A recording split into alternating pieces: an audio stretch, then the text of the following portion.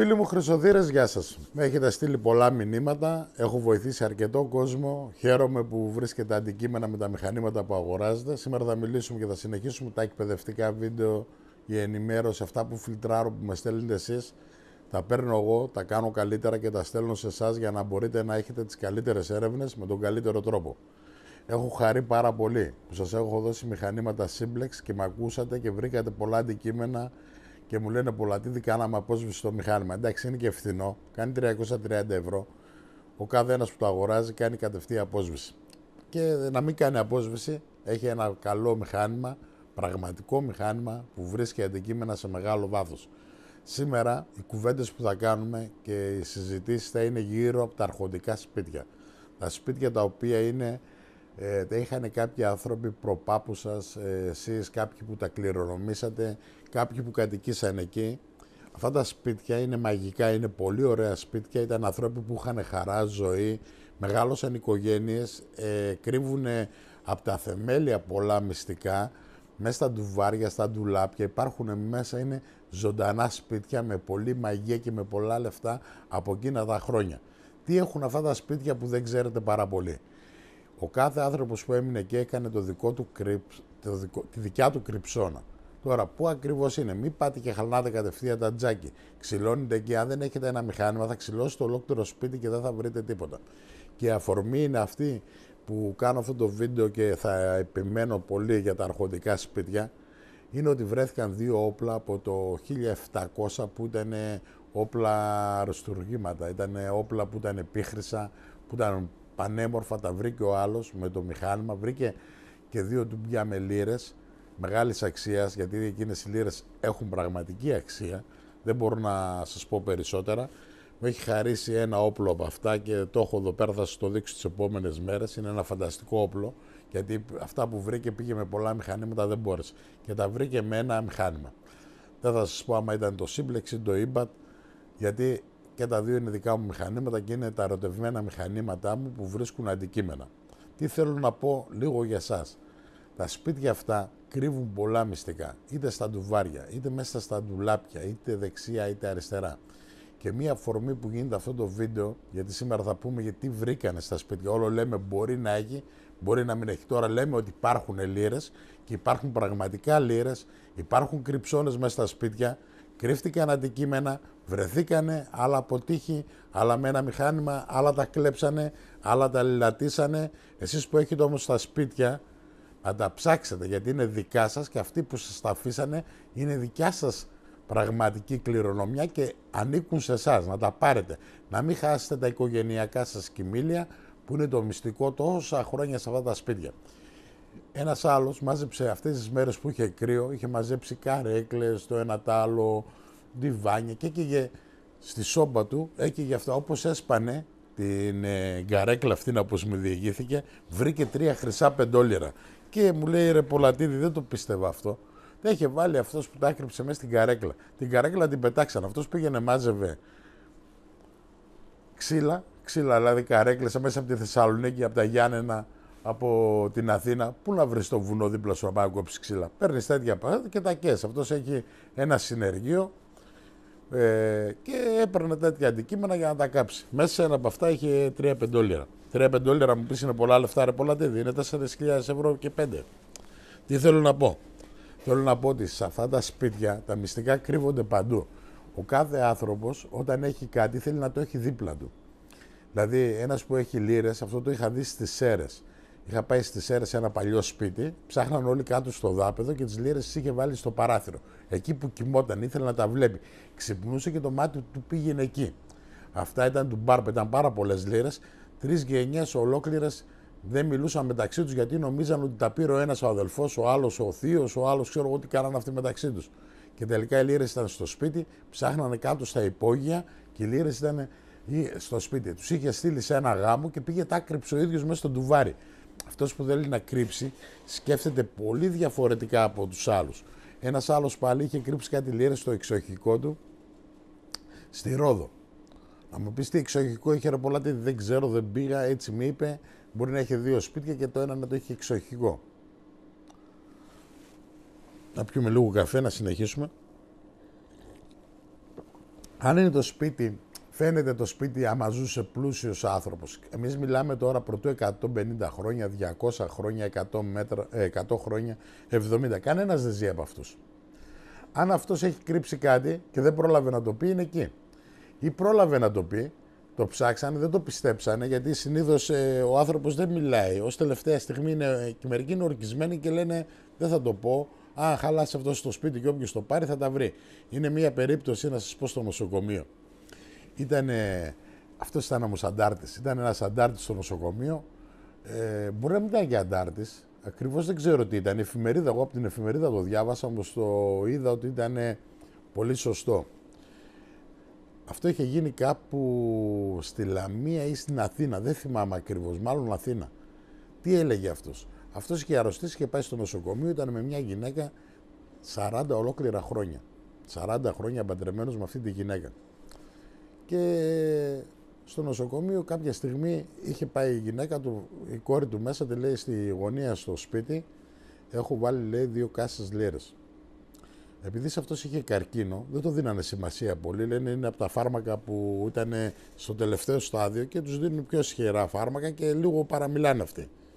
Λέει την κόρη του. Η κόρη του λέει τη μάνα, ο μπαμπάς λέει το και το. Λέει, εγώ τόσα χρόνια είμαι μαζί του, δεν θα ήξερα εγώ. Λέει, μου είπε ότι έχει 2 κάσες, είναι από τα φάρμακα. Τέλος πάντων, πέθανε ο άνθρωπος αυτός. Μετά η μάνα και η κόρη, κάποια στιγμή λέει η κόρη, δεν σκάβω εκεί που με έλεγε ο πατέρας μου. Και πάει σκάβει και βρίσκει 2 κάσες λίρες. Και πήγε, τα δήλωσε και τα πήρε το κράτος.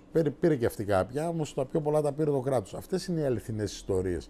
Δηλαδή οι ιστορίες αληθινές δεν έχουν σημάδια. Φανταστείτε πόσο ορκισμένος ήταν. 40 χρόνια δεν τα είπε στη γυναίκα του, μπορεί και 45. Και τα είπε στην κόρη του τελευταία στιγμή. Και η κόρη του δεν τον πίστεψε, γιατί κάνανε μια αρμονική ζωή, ζούσαν δηλαδή ανθρώπινα, όμως δεν ζήσανε πλούσια. Δηλαδή με αυτά. Απλώς αυτός θα είχε τα λεφτά αυτά από τον πόλεμο, τα είχε βρει, ήταν αντάρτης, κανένας δεν ξέρει. Εγώ το διάβασα στην εφημερίδα και μπορείτε να μπείτε στο site μέσα, θα το βρείτε. Ψάξτε το λίγο να δείτε ότι λέω, αυτό που λέω δεν είναι η τρέλα του Πολατίδη. Το καταλάβατε. Υπάρχουν μερικά μυστικά που δεν έχουν έρθει στο φως ποτέ και είπαμε. Σπάνια έρχονται. Αυτός που βρίσκει λίρες δεν βγαίνει έξω να πει: ξέρετε, παιδιά, βρήκα λίρες, ελάτε να τις πάρετε. Σήμερα, γιατί σας μιλάω για τα σπίτια που είναι έτσι, που είναι διαφορετικά από τα άλλα. Τα σπίτια που έχουν ένα άλλο design, τα αριστοκρατικά τα σπίτια που ήταν εμπόροι. Οι εμπόροι είχαν λεφτά. Οι Εβραίοι είχαν λεφτά. Ένας άνθρωπος που είχε πρόβατα, προσέξτε, και την εποχή αυτός που είχε πρόβατα, οι άλλοι δεν είχαν να φάνε, αυτός που είχε τα πρόβατα ήταν πλούσιος, ήταν τσιβλικάς, είχε πρόβατα, είχε γίδια, είχε τέτοια, ζούσαν πλούσια. Οι σκηνίτες αυτοί ήταν πλούσιοι, είχαν δικά τους βουνά. Αυτός που είχε ένα μήλο, αυτός είχε λεφτά, γιατί θα πήγαινες εκεί το μήλο, θα πλήρωνες να κοιμηθείς. Αυτός που είχε ένα χάνι, εκεί που πήγαιναν τα ζώα, ξεκουραζόντουσαν και κοιμόντουσαν για να γίνει το εμπόριο. Όταν μιλάμε όμως πρέπει να πάτε κι εσείς 200 χρόνια πίσω, 300, 400. Ποιοι από εσάς μπορείτε να φανταστείτε τη ζωή σας πώς θα ήταν πριν 300 χρόνια, 400. Βλέπετε στο βουνό οι αντάρτες μένανε 10 χρόνια, χωρίς ρεύμα, χωρίς τίποτα, όμως είχαν συνηθίσει, είχαν φτιάξει τρόπο ζωής. Εδώ μείνανε 5 μέρες στην Αθήνα που έλεγα για τις σόπες, τους πρόλαβα, όμως δεν το καταλάβανε. Και μισοί παγώσανε. Ο κάθε άνθρωπος φτιάχνει τη ζωή του και την εκπαιδεύεται με εκείνο που θα ζήσει. Ξέρεις, είναι με μείον 20 πάνω στο βουνό, 25, χωρίς ρεύματα, χωρίς τίποτα. Όμως ήταν σκληροί άνθρωποι, άλλοι άνθρωποι. Άλλο επίπεδο.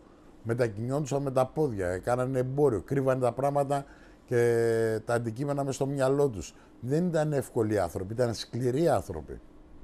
Αυτοί που είχαν σπίτια που ήταν πολύ εμπόροι, αυτοί είχαν χρήματα. Αυτοί φέρανε και αντικείμενα, έχουν και αντίκες και βλέπετε σε κάτι σπίτια κάτι έπιπλα τώρα τα πουλάνε για ένα κομμάτι ψωμί. Εκείνα έχουν μεγάλη αξία, να μην τα πουλάτε, να τα φιλτράρετε, να μην πάρετε ένα. Αυτά είναι όλα φορμάικες, είναι φθηνά έπιπλα. Εκείνα τα σκαλιστά έπιπλα και όσοι έχετε εσείς από αυτά, να μην τα σκοτώνετε για ένα κομμάτι ψωμί. Αυτά έχουν μεγάλη αξία. Κάποτε γυρνούσαν κάποιοι τσιγκάνοι και αγοράζανε τα ηλεκτρόφωνα από τα χωριά. Και τους λέγανε να σας δώσουμε ένα καλό κασιτόφωνο. Τότε είχε το κασιτόφωνο και τα παίρνανε. Αυτά είναι πανάκριβα. Μην τα πουλάτε. Εσείς που έχετε μπαούλα σκαλιστά που είναι ειδικά φτιαγμένα, κάποιοι που νομίζετε ότι αυτά δεν έχουν αξία, λίγο άμα τα περιποιηθείτε, έχουν μεγάλη αξία και δηλαδή αυτή η αξία είναι εκεί μέσα οι γονείς σας, οι παππούδες σας, οι θείες σας, οι γιαγιάδες σας. Μην τα χαλνάτε. Εγώ τα βάζω τώρα αυτή τη στιγμή, σας βάζω ιδέες. Γιατί τα βίντεο μου πέρα από τους θησαυρούς, και αυτοί είναι θησαυροί που σας αναφέρω τώρα. Και αυτοί είναι θησαυροί που σας αγγίζουν, γιατί τα είχαν οι προγονείς σας. Οι άνθρωποι που σας αγαπούσαν για να κληρονομήσετε εσείς αυτό. Να μην τα χαλνάτε αυτά, σας παρακαλώ. Να τα κρατήσετε και να τα συντηρήσετε και να τα έχετε μια ζωή. Και να τα δώσετε κι εσείς με τη σειρά σας στα παιδιά σας ή στα εγγόνια σας. Μην τα καταστρέφετε. Γιατί πάρα πολλοί από εσάς βλέπετε κάποια βιβλία που έχουν χάσει το χρώμα τους. Και αυτά έχουν μεγάλη αξία. Απλώς θέλουν αγάπη, δεν ξέρετε γιατί είναι εκεί. Κάτι κρύβανε, κάτι είναι και βλέπω κάτι έπιπλα. Τώρα ήμουνα μια μέρα εδώ στην Έδεσα, εδώ που είναι μια μικρή πόλη. Πετάξανε κάτι σεντούκια τα οποία ήταν αριστούργημα. Αυτοί όμως είναι νέοι, είναι τα παιδιά της μαλακίας, καταλαβαίνετε. Οι άνθρωποι οι παλιοί δεν τα πετάνε αυτά. Αυτά τα παιδάκια, ό,τι τους γυαλίσει τους αρέσει. Γιατί αυτό το κινητό που σας είπα, αυτό μας έκανε ζημία. Δεν μπορούν να ρωτήσουν τι αξία έχουν αυτά τα πράγματα όλα που σας λέω. Όμως επειδή στα βίντεο μου είναι για θησαυρούς, να μην φεύγω από το θέμα, εσείς που θέλετε να ερευνήσετε για θησαυρούς, και αυτά που είπα πιο νωρίς είναι θησαυροί και μπορεί να είναι μεγαλύτεροι στιματικοί θησαυροί για το κάθε σπίτι και για το κάθε νοικοκυριό. Πάμε όμως στην ουσία. Εμείς ψάχνουμε το λαμπερό μέταλλο, το χρυσό, φίλο μου χρυσοθύρες. Όποιοι από εσάς έχετε ιστορίες, είτε για θησαυρούς, είτε έχετε ένα παλιό αντικείμενο, το εργαλείο σας κάνει μάγκα να αγοράσετε ένα μηχάνημα, δεν είναι ακριβά, 330 ευρώ, να μπορείτε να κάνετε έρευνες, να ψάξετε σημεία που έχετε στο μυαλό σας υποψίες ότι μπορεί να κρύβεται κάτι, είτε σε μία σκάλα, είτε σε μία γωνία ή στο τζάκι ή κάτω από μία πέτρα. Κάπου κρύβονται πολλά μυστικά. Το κάθε σπίτι μέσα εκεί έχει τα μοναδικά του ευρήματα. Εσείς είστε έτοιμοι να τα ανακαλύψετε. Μόνο να είστε και μέσα στο σπίτι σας να ξέρετε είστε νόμιμοι. Δεν είστε παράνομοι να ψάξετε αυτά που θέλετε. Και δεν χρειάζεται να δώσετε τώρα πολλές δεκάδες χιλιάδες ευρώ. Με 330 ευρώ πολύ νερό πίνω. Έχετε το καλύτερο μηχάνημα, το Simplex, που δεν βαράει καρφιά, σύρματα. Φτιάχνουμε το πρόγραμμά του, είναι ένα μικρό μηχάνημα. Βλέπετε πόσο μικρό γίνεται και πόσο ικανό. Μπορεί να ψάξετε τα πάντα. Και μακάρι να βρείτε κι εσείς, όπως βρήκαν πάρα πολλοί φίλοι, και έδωσα χαρά σε τόσο κόσμο, σε όλη την Ελλάδα και σε όλη την επικράτεια. Εγώ έχω πάντα θετικές ενέργειες και πιστεύω σε σπίτια που είναι σπίτια που έχουν για μένα μεγάλη αξία. Μόνο που περνάω από έξω τα βλέπω και αυτά πραγματικά κρύβουν θησαυρούς. Είτε κρύβουν από έπιπλα, είτε κρύβουν από σκαλιστά και αριστοκρατικά πράγματα. Μπορείτε να έχει μέσα. Και ακόμα που δεν σας είπα, και εσάς που έχετε αυτά τα σπίτια, μπορεί να έχετε όργανα, μουσικά όργανα, να μην τα πουλάτε, πιάνα και αυτά έχουν μεγάλη αξία. Όλοι αυτοί οι επιτίδοι περιμένουν εσάς να βγείτε να το πουλήσετε και σας λέει μπα, είναι χαλασμένο, έχει αυτό το πλήκτρο.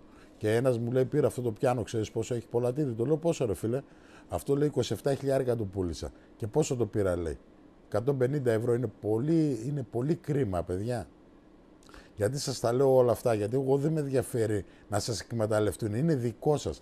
Όταν αξίζεις εσύ σαν άνθρωπος 1.000 ευρώ, άντε να πουληθείς 700, 500, όταν σε παίρνουν ξεφτύλα για 5 ευρώ, κάτι που κάνει 1.000 ευρώ να το πληρώσουν τουλάχιστον στη μισή αξία.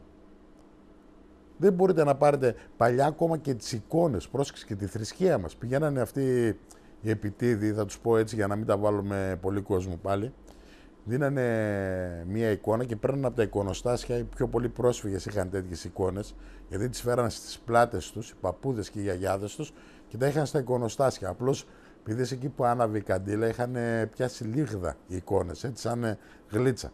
Και ερχόντουσαν αυτοί και τους δίνανε μια καινούργια εικόνα και παίρνανε εκεί την εικόνα μου. Βέβαια τώρα έχουν ξυπνήσει, έχει γίνει όμως σε πάρα πολλά σημεία. Και επειδή εγώ είμαι μεγάλος δείχτης και το μυαλό μου δουλεύει και στροφάρω, προσπαθάω κάθε φορά να βοηθήσω κάποιον κόσμο. Και όσους βοηθάω, μπορεί να βοηθήσω με αυτό που λέω με την εικόνα έναν άνθρωπο, με τα έπιπλα άλλον έναν, με τα πιάνα, με τα μουσικά, με τα κλαρίνα, με όργανα τα οποία δεν ξέρω σε κάθε σπίτι, με μία ραφτομηχανή. Αυτές οι σνίκερ, αυτές έχουν μεγάλη αξία. Μην πουλάτε πράγματα που δεν γνωρίζετε την αξία τους. Μην παίρνετε αυτά που γυαλίζουν. Αυτά είναι όλα πλαστικοποιημένα, είναι όλα, έχουν ημερομηνία λήξεως, δεν είναι με καλά υλικά. Εγώ σαν Πολατίδης αυτό έχω βιώσει, αυτό ξέρω, έχω μιλήσει και με άλλον κόσμο σας λέω να μην τα πουλήσετε, γιατί αυτά είναι ένας θησαυρός.